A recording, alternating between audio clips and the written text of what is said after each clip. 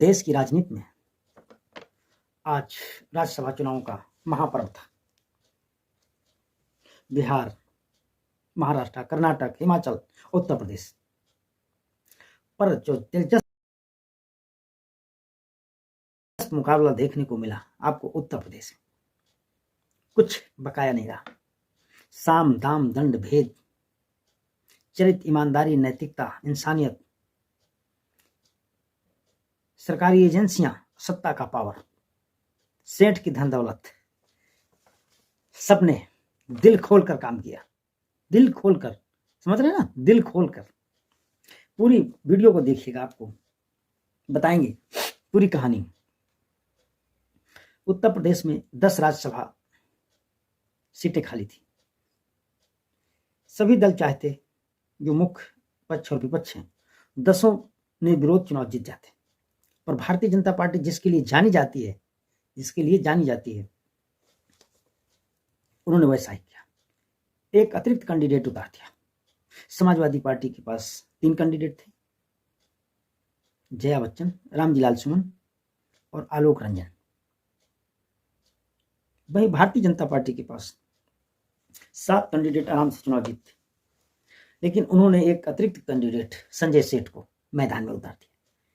उनको भरोसा था अपने कर, बल, छल और सरकारी मशीनरी का, सो सफल रहे पूरी तरह से। उनके candidate Bharatiya Janata party RPN Singh, Sudhanshu Trivedi, Chaudhary Tejveer, साधना सिंह, अमरपाल मौर्य, संगीता बलवंत, नवीन जैन और संजय सेठ। इस हिसाब से समाजवादी पार्टी के पास 108 विधायक, कांग्रेस पार्टी के 2 विधायक और उनके 1-2 विधायक जो इधर उधर पार्टियों से विधायक बन गए थे, ओम प्रकाश राजभर जी की पार्टी से, राष्ट्रीय लोकदल से। समाजवादी पार्टी को पूरा भरोसा था ये तीनों कैंडिडेट हम पूरे दावे के साथ निकाल ले जाएंगे और संजय सेठ पराजित हो जाएंगे। वैसे तो कुछ खेल पहले पल्लवी जी ने बिगाड़ा, पीडीए का नारा दिया और हम समाजवादी पार्टी को वोट नहीं करेंगे। समाजवादी पार्टी को मतलब जो स्वर्ण प्रत्याशी हैं उनको वोट नहीं करेंगे। सो भारतीय जनता पार्टी को मौका मिल गया, लगता है यहाँ कुछ फूट है, और उन्होंने अपना एक कैंडिडेट उतार दिया, संजय सेठ को। संजय सेठ समाजवादी पार्टी के पुराने राज्यसभा रहे हैं, धन दौलत में उनके पास कोई कमी नहीं है। खूब दिल खोल के थैली खूब दिल खोल के निकाले। अब आप सुनिए, समाजवादी पार्टी में जो बड़ी मजबूती के साथ अपने को आंक रही थी, समाजवादी पार्टी के 7 विधायकों ने क्रॉस वोटिंग कर दी और वो भारतीय जनता पार्टी के संजय सेठ को वोट कर दिया। एक प्रत्याशी महाराजी देवी, चूंकि इनके ऑलरेडी पति जेल में है, गायत्री प्रसाद प्रजापति। सो भारतीय जनता पार्टी ने उनको कहा होगा कि आप ईमानदारी भी बरकरार रहे, आप वोट डालने मत आइए, आपका खेल हो जाएगा, हम देख लेंगे। गायत्री जी यही हाल पूजा पाल जी का रहा। उनको लगा कि मेरे पति की भाजपा शासनकाल में हत्या का बदला हुआ, अधिक प्रदर्शन खात्मे की बात।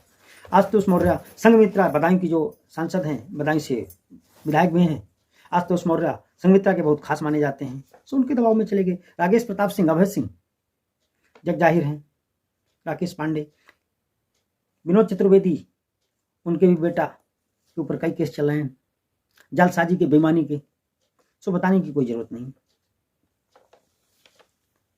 मनोज पांडे के बारे में कई दिन से चर्चा थी। राकेश पांडे के बेटे बीजेपी बीएसपी से सांसद थे, वो बीजेपी में चले गए, रितेश पांडे, तो उनके लिए पूरी जगह खाली हो गई। अभय सिंह, इतने मुकदमे हैं। अर्थात अखिलेश यादव ने जो बयान दिया कि किसी को सुरक्षा चाहिए थी, किसी को गनर चाहिए थे, किसी को अपने केस वापस कराने चाहिए थे, यानी जो डर गए सो मर गए, बिक गए, थैली में बिक गए, ईमानदारी खो दी उन्होंने। समाजवादी पार्टी के जितने विधायकों ने क्रॉस वोटिंग करी है, शिवपाल यादव जी का भी बयान आया कि इनकी अंतरात्मा की जो सोच थी जनता इनको बताएगी है, जनता की अदालत में जब जाएंगे। मित्रों, आपको बता दें, कांग्रेस पार्टी ने अपने दोनों विधायकों को वोट समाजवादी पार्टी को दिलाया। इस तरह से समाजवादी पार्टी को जो भरोसा था कि दूसरे दलों के लोग हमको वोट देंगे विधायक, वो नहीं दे पाए और समाजवादी पार्टी का कुनबा ही बिखर गया।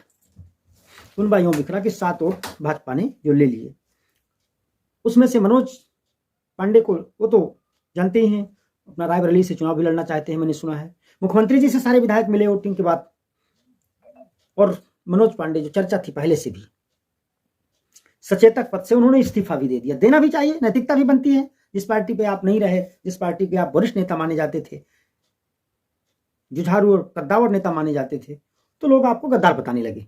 इन सारे विधायकों के विरोध में कोई गद्दार लिखता है, कोई बेईमान लिखता है, लिखना भी चाहिए, लोगों का अपना मत है। जिस तरह से पार्टी में कोई गद्दारी करेगा तो उसको लिखा जाएगा। बड़े दावे के साथ हम भी कह रहे हैं। मित्रों, आज का जो राज्यसभा का चुनाव था, इस बात को बताने वाला था कि इंसानियत, नैतिकता, ईमानदारी सब धरी रह जाती है।